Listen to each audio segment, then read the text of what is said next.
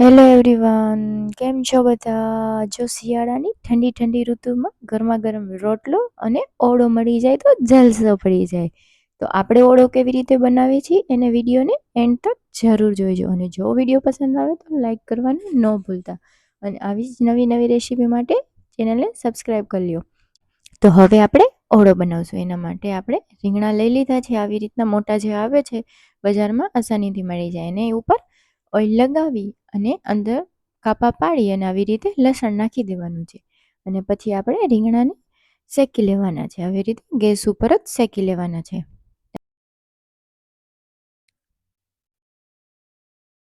આવી રીતે ચારેકોર ફેરવતી જવાનું છે અને શેકી લેવાનું છે. તો આપણું રીંગણું શેકાઈ ગયું છે. અને એકદમ ટેસ્ટી બનાવવા માટે એમાં આપણે 2 ટમેટાને આવી રીતે શેકી લઈશું અને થોડા જે તીખાવાળા મરચાં છે એને પણ આવી રીતે શેકી લઈશું, જેનાથી ઓળાનો સ્વાદ બહુ જ સરસ આવે છે.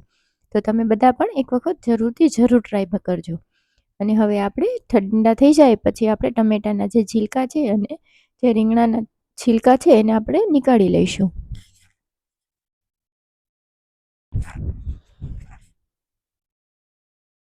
અને ઠંડીની સિઝનમાં ઓળો ખાવાની કંઈક અલગ જ મજા હોય છે.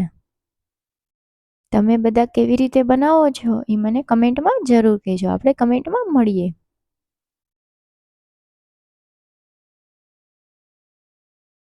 અને છાલ નીકળી ગઈ છે. હવે આવી રીતે એને કટ કરી લઈશું.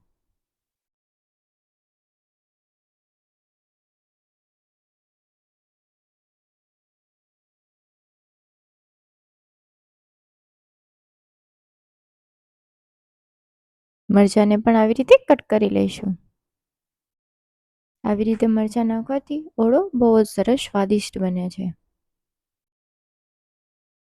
અને ટમેટાને પણ આપણે પછી આવી રીતે કટ કરી લઈશું.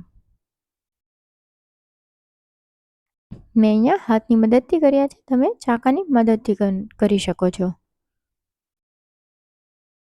પછી આપણે એક પેનમાં તેલ લઈશું, એમાં જીરું અને રાઈથી વઘાર કરી લઈશું અને થોડી હિંગ નાખી દઈશું. અને પછી આપણે ડુંગળીનો વઘાર કરશું. અહીંયા લીલી ડુંગળી પણ નાખી શકાય, પણ એની જગ્યાએ સૂકી ડુંગળીથી તમે વઘારો તો બહુ જ સરસ સ્વાદ આવે છે. પછી ટમેટા પણ નાખી દઈશું. સારી રીતે બધાને મિક્સ કરી લઈશું. પછી સ્વાદ અનુસાર નમક નાખી દઈશું, હલ્દી પાવડર નાખી દઈશું અને સારી રીતે મિક્સ કરી લઈશું.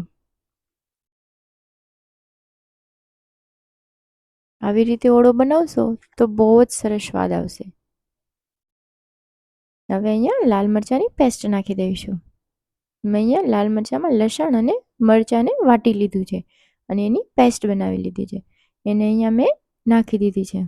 એનાથી બહુ જ સરસ સ્વાદ આવે છે. તમે જોઈ શકો છો કે આપણું તેલ છૂટું પડી ગયું છે. જ્યાં સુધી તેલ ન છૂટું પડે ત્યાં સુધી આપણે એને કૂક કરવાની છે. તેલ છૂટું પડી જાય પછી આપણે હવે એમાં આપણા જો રીંગણા છે બાફેલા એને આપણે નાખી દઈશું.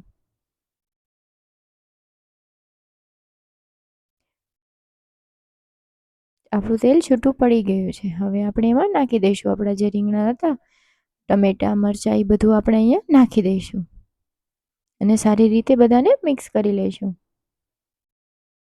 અને જો વિડીયો પસંદ આવે તો પ્લીઝ બધાની સાથે શેર કરવાનું ભૂલતા નહીં.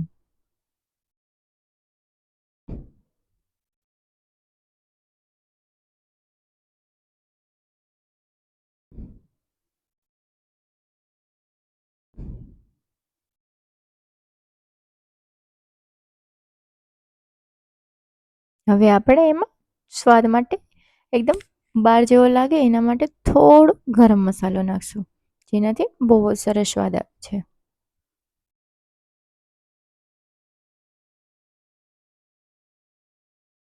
અને ઉપરથી થોડા ડ્રાય ફ્રૂટ્સ નાખી દઈશું, જેમાં મેં કાજુ અને કિસમિસ લીધી છે. અને ધનિયાથી ગાર્નિશ કરી દઈશું. તો આપણો ઓળો બનીને રેડી છે. સ્વાદમાં બહુ જ મસ્ત છે. તમે પણ એક વખત જરૂર ટ્રાય કરજો. વિડીયો પસંદ આવે તો લાઈક કરવાનું ભૂલતા નહીં. Okay, bye, thank you.